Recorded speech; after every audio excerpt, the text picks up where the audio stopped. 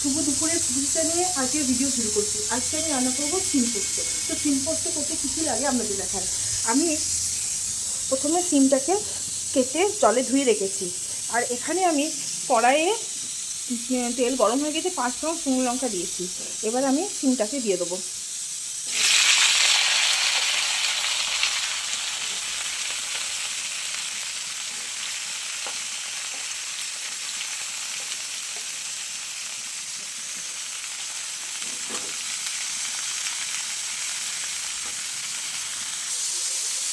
আমি নুন হলুদ দিয়েছি, একটু নাড়াচাড়া করে দিই।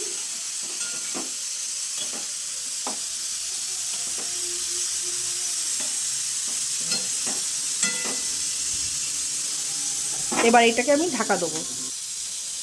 এটাকে আমি ঢাকা দিয়ে দিলাম, এটা আস্তে আস্তে হোক, তারপর আপনাদের দেখাচ্ছি।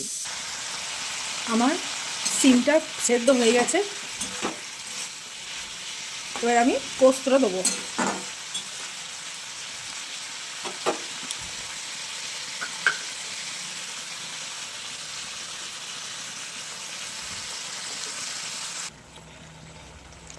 আমার হয়ে গেছে, সিম পোস্ত হয়ে গেছে। এবার এটা আমি নামিয়ে দেবো। আমরা একটু একটু রস রস রাখা পছন্দ করি খেতে, আপনারা মনে করলে আর একটু কমও রস রাখতে পারেন। তাহলে এটা আমি গ্যাসটা বন্ধ করে দিই, এটা আমি নামিয়ে দিচ্ছি। সিম পোস্ত আমি নামিয়ে দিয়েছি।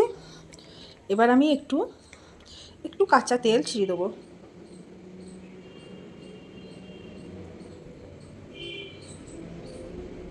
পোস্ততে কাঁচা তেল দিলে বেশ সুন্দর একটা টেস্ট আসে। একটু নেড়ে দেবো। আমার রান্না হয়ে গেছে,